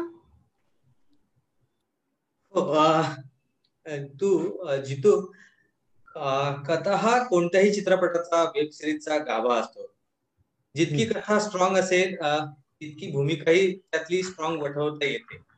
म्हणजे तशी ती लिहिलेली असते. डिपेंड. हो, म्हणजे वठवणाऱ्याची कुवत पण पाहिजे. म्हणजे मग तू अशा आता काटेकर सारखी जी भूमिका होती ती नेहमी आपण म्हणतो की हवालदाराची, मराठी कलाकारांना हवालदार वगैरे दिला जातो हिंदी मालिकांमध्ये, पण अशी भूमिका ही करून सुद्धा ती लक्षात राहते. म्हणजे अशोक मामाची आपण भूमिका जरी लक्षात घेतली सिंगम मधली, तर 4-5 वाक्यांची भूमिका आहे, पण ती लक्षात राहून जाते. तशी तुझी भूमिका काटेकरची हवालदाराची असली तरीही ती अख्खा सिरीजभर आणि नंतरही काटेकर या नावाने ओळखली जाते. अशा भूमिका निवडण्यामागे तुझं सूत्र काय असतं? मला काही कळत नाही. आतमधनं घंटी वाजते मित्रा. मी प्रामाणिकपणे सांगू का, मला जेव्हा कळलं ना ते काटेकर नावाची हवालदार, मी नव्हतं म्हणे, नाही मला नाही करायचं. म्हणजे मराठी कलाकारांना नेहमी गरगडी किंवा काहीतरी असंच देतात, मी नाही करणार.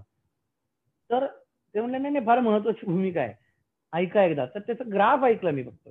मी ते पुस्तक वाचलं नाही, काही नाही, पण करत गेलो. करता करता मजा आली ते झालं हिट. आपल्याला कुठे माहिती असतं यार, या जगात कोणालाही माहित नसतं की आपलं हिट होणार आहे. फक्त मला वाटतं नागराज मंजुळेला माहिती असतं, कारण मला नागराज हे यायच्या आधी बोलला होता, सिनेमा यायच्या आधी बोलला होता की जिथे 50 कोटी रुपयाचा धंदा करा असा पिक्चर बनवतो बघ, आणि बनवला होता त्यांनी सैराट. तर माहिती कुठे असतं प्रत्येकाला, सांगता येत नाही की आपण सुपरहिट बनवणार. होतं ते होतं आतमधनं काहीतरी होत असतं त्या वेळेला ना. मला असं वाटतं तुमचं एक काहीतरी एक आध्यात्मिक कनेक्शन पण असतं तुमचं आतमध्ये, तुमचं आत काहीतरी असतं, एक नैसर्गिक काहीतरी आतून काहीतरी येत असतं तुमच्या आतून. तुम्हाला कळतं त्या दिवशी, तुम्हाला एखादा माणूस बघून कळतं ना की नाही या माणसाबरोबर आपलं जमणार नाही, किंवा अरे काहीतरी एक कुठल्या तरी माणसाला बघून खूप खुश होतं मन. एखादं लहान मूल असतं, एखादी मुलगी असते, एखादा म्हातारा माणूस असतो. आपल्याला काय वाटतं एखाद्या मुलगा आणि मुलगी म्हणजे हे ह्यांचं काहीतरी नातं हे तसं नसतं. माणूस विविध प्रकारे प्रेमात पडतो. जसं मी माझ्या आजीच्या अखंड प्रेमात, किंवा मी पूर्वी जिथे राहायचो गोरेगावला, तिथे माझे 2 वॉचमन होते. इतके मस्त होते यार, कडक माणस होते, दोस्त लोक होते आपले. तर विविध प्रकारचं प्रेम तुमच्या आत असतं, तसं विविध प्रकारच्या गोष्टी तुमच्या आतमधनं सिग्नल देत असतात. त्या सगळ्यांचा एकत्रित परिणाम असतो. म्हणजे तुम्ही काटेकरचं जेव्हा मी ऐकलं तेव्हा मला लक्षात आलं की तो कसा मुस्लिम द्वेष्ट आहे. ही गोष्ट आता माझ्या आतमध्ये नाही, तर मग हे मला कसं करता येईल. किंवा सैफ अली खान बरोबर आपल्याला त्याच्या बरोबरीनं काम आहे, खूप चांगलं काम आहे. ओके, आपला एक वेगळा ट्रॅक आहे. विक्रमादित्य मोटवानी सारखा दिग्दर्शक आहे ज्याचे आपण फॅन आहोत, किंवा नवाजुद्दीन सिद्दीकी सारखा. तर आता नकळत सारे घडले हे नाटक स्वीकारण्यामागचं कारण हेच होतं की विक्रम गोखलेला बघायला तर लोक येणार होते ना. त्यांनी आयुष्यभर मेहनत करून एक स्वतःचा प्रेक्षक वर्ग कमवलाच आहे. स्वाती चिटणीस, विक्रम गोखले या दोघांनी, आणि सुयोगचा स्वतःचा प्रेक्षक वर्ग आहे. मला जाऊन तिथे काय करायचं, बरं काम, लोक आपोआप ओळखतील मला. इतकी सोपी गोष्ट असते ते. पण दरवेळेला तसं होत नाही. म्हणजे मला आता एका नाव घेत नाही मी, पण एका अत्यंत मोठ्या सुपरस्टारच्या सिनेमामध्ये मेन विलनचा राईट हँड असं मला ऑफर करण्यात आलं. म्हणलं नाही करणार. त्यावर ते मला म्हणले, अरे आपको मालूम नहीं है, उनके सामने खड़ा रहने को भी लोग मतलब. म्हणलं रहता रहेगा भाई, मेरे को नहीं मालूम. मेरे को नहीं रहने का ऐसा, धागा और तेजा नहीं बनने का मेरे को. मतलब 2 सीन असतील तरी चालतील, पण नुसतं तेवढ्यावर कुठं हे थोडी करायला आलो.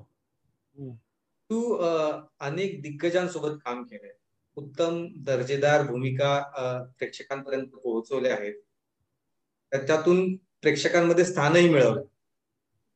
एवढा सगळा यशाचा ग्राफ तुझ्या समोर आहे. तू यशाचे शिखर एक एक पादांकन करत चाललाय, समोर निघालाय. पण तरीही पाय जमिनीवर आहेत. जसं तू मगाशी उदाहरण दिलं की आपले दोस्त आहेत, ते सिक्युरिटी गार्ड जे होते आपले दोस्त आहेत वगैरे. पाय जमिनीवर ठेवण्याचं नेमकं सूत्र म्हणजे काय, नेमकं काय, कसे काय पाय जमिनीवर ठेवू शकतो कलाकार? तू अरुण सरनाईक हे नाव आता मी म्हटल्याच्या आधी किती दिवसांपूर्वी ऐकलं होतं? नाही, फार दिवसांपूर्वी. मोठा अभिनेता होता. गुरुदत्त हे नाव किती दिवसांपूर्वी ऐकलं होतं, प्लीज सांग. मला वाटतं मी कॉलेजला असताना. गुरुदत्त, बरोबर. Every greatness is temporary. Arun सरनाईकला लोकांनी लक्षात नाही ठेवलं तर आपण की झाडकी पत्ती आहे मित्रा. आता हे चाललेलं आहे, आता लॉकडाऊन आहे, आता काहीतरी काटेकर आहे, आता काहीतरी हे आहे, म्हणून आता ही मुलाखत. तरीही पाय जमिनीवर आहेत. अरे दुसरा पर्याय नाही. पाय कुठे, हे बघ मित्रा, मन माझं आकाशात उडत असेल तर पाय जमिनीवर ठेवायला हरकत काय मला? मी मनानं जाऊ शकतो ना कुठेही मला वाटेल तिथे. माझ्या मुलीच्या डोळ्यात जर मला एक अख्खी गोष्ट दिसत असेल, माझ्या बायकोच्या डोळ्यामध्ये मला आजही अतोनात प्रेम दिसत असेल, राग दिसत असेल, भांडावंसं वाटत असेल त्या माय, माझ्या आईच्या आजही मी हे सुरू करण्याआधी पण तिने आत्ता येऊन मला विचारलं, मग लाईट ही बंद काय करू तुझ्यासाठी? नो डाऊट मला अनेक माणसं अशी भेटतात, प्रेक्षक भेटतात, भडभडून भेटतात, अशी मनापासून भेटतात. माझी 9 वर्षाची मुलगी आहे, तिला मी सुनील गावस्कर म्हणजे काय हे समजून सांगण्याचा प्रयत्न करतो. सचिन तेंडुलकर काय, हे सचिनची मॅच लावतो हे बघ बा. लोक आताचे नवीन पोरांना संजीव कुमार आणि हे पण माहित नाही रे. मग मी काय करू हे मनाशी धरून. हा आता आहेस तरुण तर घे मजा करून, असंही माझं नाही. माझं इतकंच की आता हे असं आहे. महाराष्ट्रामध्ये एक बोर्ड आहे, निळू भाऊंचा फोटो आणि मोठा माणूस असं लिहिलंय एका हॉटेलवाल्याने, आणि तो फोटो आहे निळू भाऊ. पण लोक दुर्दैवाने बाई वाड्यावर चला एवढंच माहिती निळू भाऊंबद्दल. अरे कोण होता तो माणूस, काय दर्जाचा अभिनेता होता, ते काय होते, किती मोठा आवाढव्य माणूस होता, नाही ना. तर ते असं आहे, फार सापेक्ष आहे. सत्य आणि यश हे फार सापेक्ष आहे मित्रा, त्याला काही अर्थ नाहीये खरं. म्हणजे मी असं नाही म्हणत की उद्या मला एकही रुपया नाही मिळाला, मला एकाही माणसाने नाही ओळखलं तर चालेल. खरं तर चालेल, कारण मी कशात नाही काहीतरी माझी उपजीविका मी चालवीनच, पण हे काही खरं नाही. राजेश खन्ना नावाचा माणूस आपल्या नावाने एक गार्डन, एक जमीनच देऊन टाकतो खार मधली, की ही माझ्या नावाने एक गार्डन म्हणून उघडा. आणि शेवटच्या काळात तो माहित नाही, भगवान दादा किंवा अनेक माणसं आहेत, यशाची शिखरं पार केलेली माणसं पण आहेत, ती हुशार होती, सगळं होतं. पण आर्टिस्ट म्हणजे ठीक आहे, ज्या माणसांच्या तुम्ही मनापासून लक्षात राहता तेवढाच असतो आर्टिस्ट. बाकी तो काळ असतो, तो आर्टिस्ट नसतो. दुनियादारी हिट झाला तो दुनियादारीचा काळ होता बॉस, तो काळ असतो. त्याच्यानंतर म्हणजे आय एम सॉरी बट म्हणजे हे ज्याला वाटत असेल ना, ज्याचे पाय असेल उडायला लागतात ना, त्याला वाटतं की ओय भाई तो मज्जा. तर दुर्दैवाने काहीच कायम नाही राहत ना. जसं आपण सुरू केला होता इंटरव्ह्यू, ठरवलं होतं 7 वाजता, बरोबर, सुरू करेपर्यंत 7:15 झाले. मग ठरवलं होतं की 7:15 7:15 पर्यंत आपण एंड करूयात, झाले. आपण शेवटाकडे चाललेलो आहोत आता. म्हणजे मुद्द्याचे थांबत काहीच नाही ना, थांबत काहीच नाही. जितू दादा, मला मध्ये एक बोलावं असं वाटतंय की आपण कधीपासून प्रेक्षकांचे प्रश्न घेतोय, ते प्रश्न आम्ही विचारतोय, पण आपले असे प्रेक्षक आहेत जे मला म्हणतायत की मी थेट प्रश्न विचारणार आहे, माझा प्रश्न तुम्ही विचारायचा नाही. तर आपण त्यांना इथे ऍड करूयात का? कौस्तुभजी, तुमचा प्रश्न विचारा. हॅलो, माझा प्रश्न असा आहे की हॅलो, ऐकतो मी, बोला. हा जितू, माझा प्रश्न असा आहे की तू जिथे पवईमध्ये हिरानंदानी गार्डन मध्ये राहतोस, हिरानंदानी मध्ये नाही राहत मी, म्हाडा कॉलनी मध्ये राहतो. हा, तर तिथली तुझी सगळ्यात आवडती खायची जागा कुठली आहे? ईट आउट प्लेस कुठला आहे? आईला खरं सांगू का, हिरानंदानी मध्ये असं फार पूर्वी एखाद 2 जागा होत्या जिथे जाऊन जरा त्यात खाल्लं जायचं. पण एक चिलीज आहे जे बऱ्यापैकी म्हणजे ठीकठाक आहे, ग्रेट असं नाही, पण वेगवेगळ्या वेळेला वेगवेगळं वाटतं मला. चायनीजची फार आवड नाही मला, पण मेनलँड चायना पण आहे. पण अरे कौस्तुभ हा आपला कौस्तुभ आहे. 1 मिनिट, कुठे गेलास तू? आत्ता दिसत होता. अरे क्या बात आहे. हे आमचे शेजारी आहेत. कसं वाटलं सरप्राईज? अरे खूपच उत्तम. म्हणजे काय बरं, आता जितूला एकाच बिल्डिंग मध्ये बसून बघायचा योग आलाय, तर मी आपल्या सगळ्या प्रेक्षकांसाठी 1-2 इंटरेस्टिंग गोष्टी सांगतो जितू बद्दलच्या. तर जितू आमच्या बिल्डिंग मधला, इमारतीमध्ये गेले 7 वर्ष आम्ही राहतो या इमारतीमध्ये. तर इथला जितूच, हो ना, 7 वर्ष झाली एप्रिल मध्ये यावर्षी.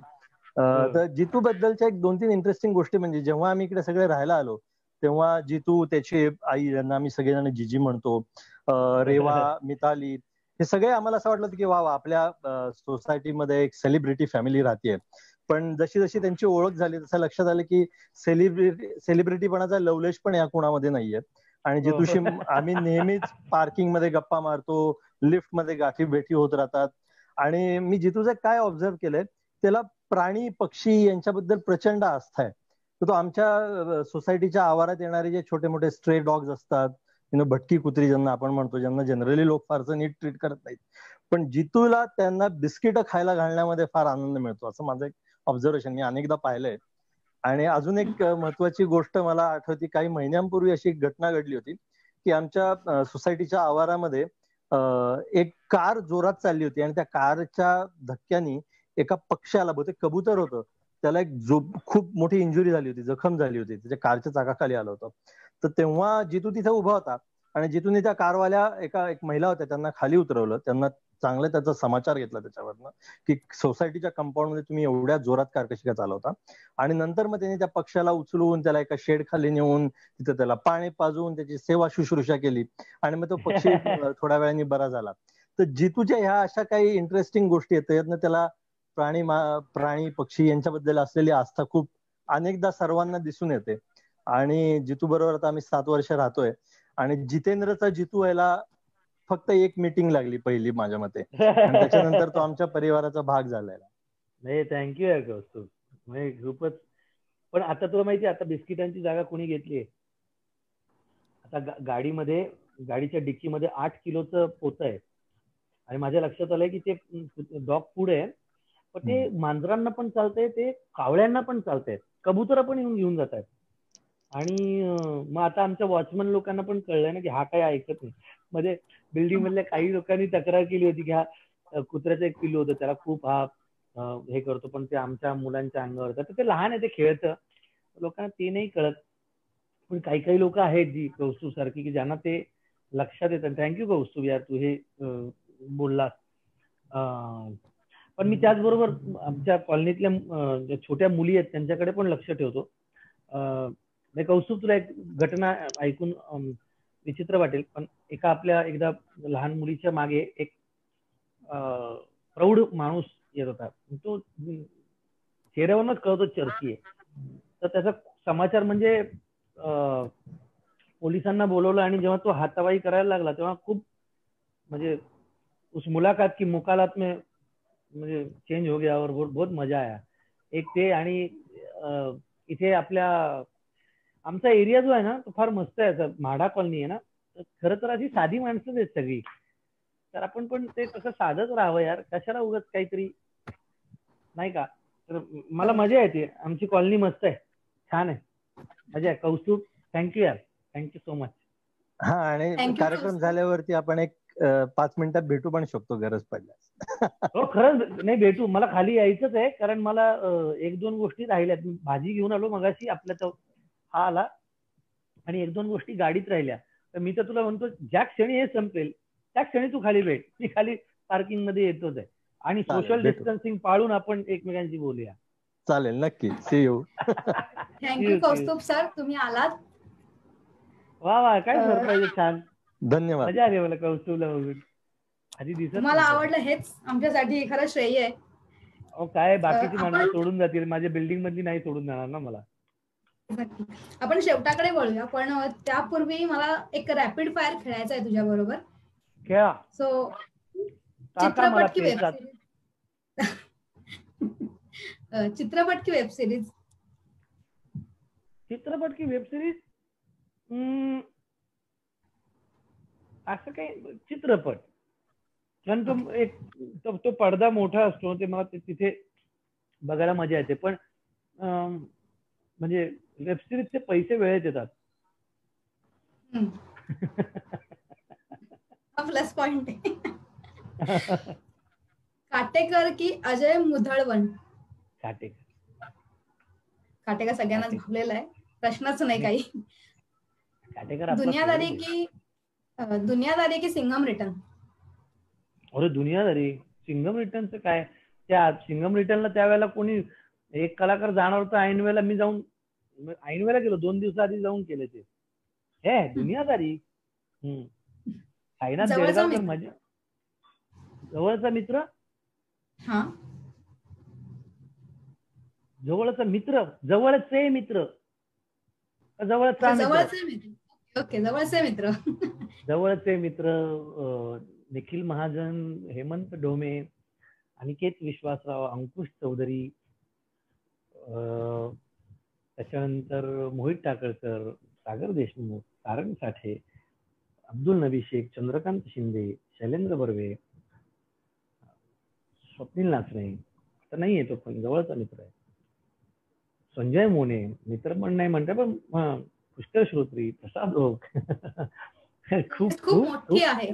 अरे खूप मोठी आहे. एक असा मित्र असतो का, माझं आयुष्य असफल, म्हणजे एक वेळ सिनेमा हाऊसफुल नाही झालं चालेल, मित्रांची लिस्ट हाऊसफुल पाहिजे दादांना. खूप खूप सुशांत शेलार, खूप नावं मी घेत राहीन, म्हणजे समित कक्कड, सचिन कक्कड, किती नावं घेऊ, सुबोध भावे, लोकेश गुप्ते, म्हणजे रोहित हळदीकर, अनिकेत विश्वासराव, ऑफकोर्स अनिकेत विश्वासराव, शेखर विश्वासराव, किती नावं घेऊ, क्षिती जोग, मैत्रिणी पण घेऊ नावं. चालेल, काही हरकत नाही. खूप खूप खूप मित्र, म्हणजे विजय मौर्या, टेडी मौर्या, संजय मौर्या, किती माणसं आहेत, बाप रे, एवढी माणसं आहेत आयुष्यात. ही लिस्ट खूपच मोठी आहे, खूप खूप जास्त मोठी आहे ही लिस्ट. जो मी दुसऱ्या प्रश्नाकडे वळते, आवडती वेब सिरीज. आवडती वेब सिरीज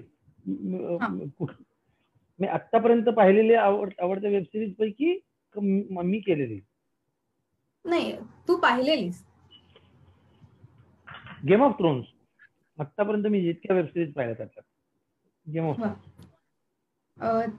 तुझा आवडता एखादा डायलॉग.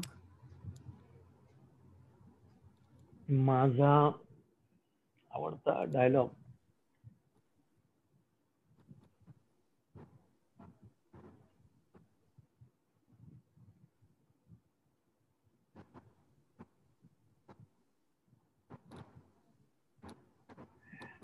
सातबाऱ्यावर जरी आपलं नाव असतं ना, तरी जमिनीचे खरे मालक छत्रपती शिवाजी महाराज.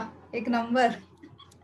तिथे त्या क्षणी तिथे सुचलेला आणि तिथे घेतलेला तो डायलॉग आहे. माझं अत्यंत लाडकं कॅरेक्टर आहे नानासाहेब. हेमंत ढोमेचं श्रेय आहे सगळं, पण आज तुमचा यो मावळा शपथ घेतो, इथनं पुढे छत्रपती शिवाजी महाराजांचं नाव मी कुणालाही स्वतःच्या फायद्यासाठी वापरू देणार नाही. लॉकडाऊनच्या काळात अशी घडलेली एखादी गोष्ट जी कायम तुझ्या लक्षात राहील.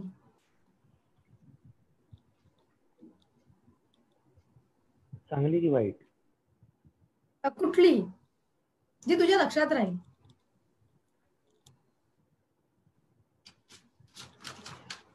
त्या दोन गोष्टी आहेत. एक तर त्या आजीचा इंटरव्ह्यू, ती पॅन्ड्राला बसली होती, ती उपाशी मुलांनी मारलं होतं तिला, आणि एक त्या हत्तीचा मृत्यू. दोन गोष्टी. नक्कीच. तर आपण थांबूया तिथे. खूप गप्पा मारल्या, खूप मजा आली आणि तू भरभरून बोललास, त्यामुळे मनापासून तुझे आभार. आणि ह्या प्रेक्षकांचे सुद्धा मनापासून आभार, कारण की सुरुवातीला खूप टेक्निकल इश्यू झाला, पण प्रेक्षकांनी सांभाळून घेतलं आणि तू सुद्धा खूप सांभाळून घेतलंस, त्यामुळे प्रेक्षक आणि तुझे मनापासून आभार.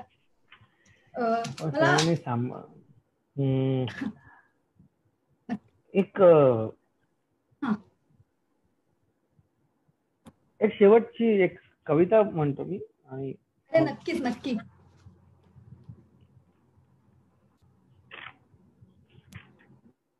अशोक बागवेंची कविता आहे, होळी नावाची. कुठली कुठली लाकडं गोळा करून खड्ड्यात व्यवस्थित रचून पेटवतात. कुठली कुठली लाकडं गोळा करून खड्ड्यात व्यवस्थित रचून पेटवतात. टाळ्या पेटतात, बोंबा मारतात, नाचतात तालमटोल. कोंदट धूर साठत जातो आभाळाच्या छाताडात. ही दमेकरी आईला ढास लागते. एकमेकाला रंग फासणारी टार्गट पोरं गल्लीमधून बोंबाबोंब करीत येतात. आचकट विचकट शिव्या देत पाहता पाहता माझ्या समोरच्या माणसाची एकुलती एक खाट, एक निवारा पेटत्या लाकडात भिरकावतात. आपलं मूल जळताना बघितल्यासारखा त्यानं फोडलेला तेव्हाचा टाहो अग्निशिखांप्रमाणे उंचावत उंचावत जातो. हे माझ्या अवतीभवती दाटून येणारं धर्मतत्वाचं वाढतं प्रदूषण, होळी, गुदमरत चाललेली असहाय झाडं, नाहक राख, माणसाला आपल्या डोळ्यांदेखत आपली लाकडं पेटत असताना पाहण्याची काही हौस.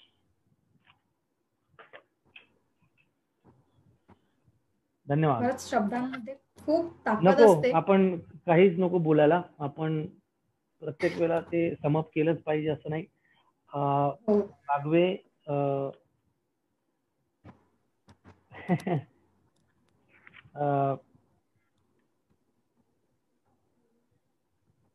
असं खूप आहेत सांगण्यासारख्या गोष्टी, पण नको. तर पुन्हा एकदा तुझे मनापासून आभार.